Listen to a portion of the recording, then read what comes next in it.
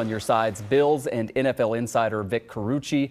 Vic, first off, I want to talk to you about that call that happened earlier today with the cell phone from the hospital in Cincinnati and then the teammates here in Western New York. Dion Dawkins was pretty giddy today discussing it. Couldn't get enough of his comments. Let's listen to a little bit of that.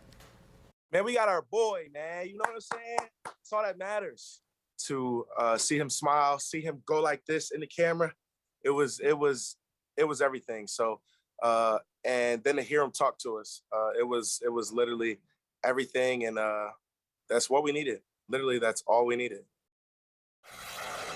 Love hearing it, Vic. What have you been hearing about that FaceTime call, and what do you think is the significance as this team is preparing for football once again to be able to have that moment? Yeah, all the feedback I have gotten has been sheer giddiness over at One Bills Drive.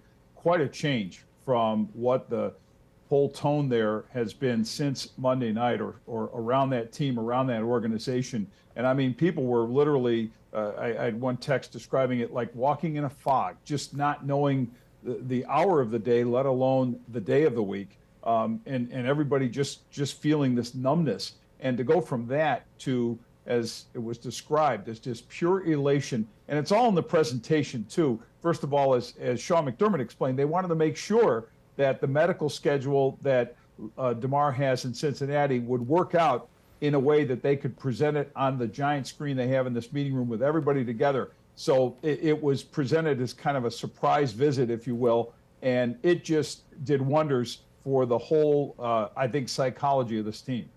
Love the insight that you were able to provide for us on that, to be a fly on the wall in that room today. Vic, we talked at the top of the show about some of the honors that will happen around the league for Hamlin. Of course, there will be special events happening in Orchard Park this Sunday. I don't think anybody can quite imagine just how electric it's going to be there. What are you anticipating in terms of the atmosphere at Highmark Stadium and what the team is planning? Yeah, to go back to the term, all in the presentation, Michael, I fully expect this thing to be off the hook. I really think the Bills, who are really good at this, they're people who manage their scoreboard and everything that they've got going for the fan experience, are going to enhance this to the highest possible level. This will feel like no other regular season game, let alone final regular season game, which in many instances becomes somewhat inconsequential. Of course, there is something important here. You know, the Bills wanting to win this to help their postseason standing. But more importantly, it will be an electrified atmosphere. You know how the fans are going to be bought in. I'm really looking forward to this more than probably any game I've been to in recent years. Vic, Brandon Beane, the general manager of the Bills, talked earlier today about the hope that the team will be able to make a run in the playoffs. But they're already a team of winners, is how he described it after everything that's happened. They do, though, have this game this Sunday. Beane acknowledged that even with the atmosphere, it's going to be a challenge. Listen to a little bit of what he said earlier. You know, it will be a challenge for our team to be able to manage the emotions. There's going to be tears out there, and you know, that will be probably the biggest challenge, more of the challenge than the X's and O's piece of it is. Yeah, not to mention, you know, working on a short week while dealing with all of the emotions surrounding all of this. How will they get into the mode to be able to go out and play a team, play the Patriots? It's a division rivalry, you know, and most likely a first-round playoff game just the following weekend after that. Yeah, look, I would be hesitant to dive too deeply into what's inside the heads or the collective mind of this team. But I will say this. I feel comfortable in saying adrenaline, which I've seen drive a lot of people, especially in this game, very much in a way that can be beneficial. Even though it's been, quote, the short week. This is a familiar opponent. The Bills have that going for them. That's a big thing. And then two, the idea that they are organized. They were preparing for this game all along, even if there were doubts about it being played in light of what we were seeing Monday night. The game planning was going on, the prep work, the scout work. So I think from a mental standpoint, you know, the X and O thing that Brandon Beane mentioned, to the emotional standpoint, I think all things are together. It's when they're on the field and when they're playing, you know, you can be too hyped, and sometimes that can lead to the mistakes because you're just trying to do too much or you're not in control. maybe there's some of that concern, but bottom line, this team is so driven to want to do something. They want to finish off a week of happy and joyous news about their fallen teammate with a win for their fallen teammate.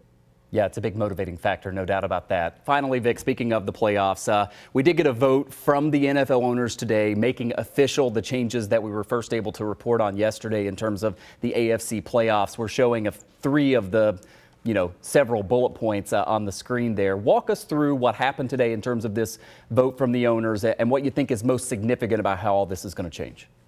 Yeah, well, it all starts, of course, with the cancellation of the Bills-Bengals game, or non-resumption, whatever you want to describe it. And that was driven by the Bills not wanting to have this game, pick up where it left off, and really not having the desire to kind of relive any of that moment again. And understandably, that wasn't the best solution from Cincinnati's standpoint, because they left off as having a 4-point lead. So the compromise is get rid of the game and then work off of, in the next compromise, the possibility that home field turns into neutral field.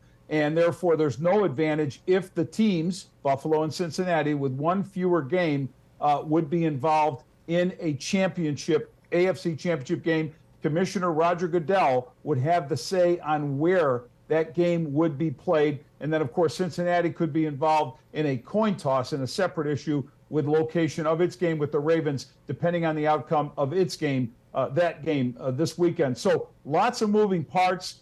This is uncharted territory of the league trying to adjust on the fly. They've always had to deal with teams playing an even number of games, whatever that full total of games, and they don't have that right now. So this is the next best solution. Not perfect, but I think everybody kind of swallowed hard, and the owners giving their approval vote today tells me that everybody kind of got on the same page and said, let's just deal with this the best we can. Yeah, we know the Bengals don't love it, but it is what it is. Vic Carucci, it's been a long week for you. Thanks for all your reporting and helping us understand this, and have a great weekend.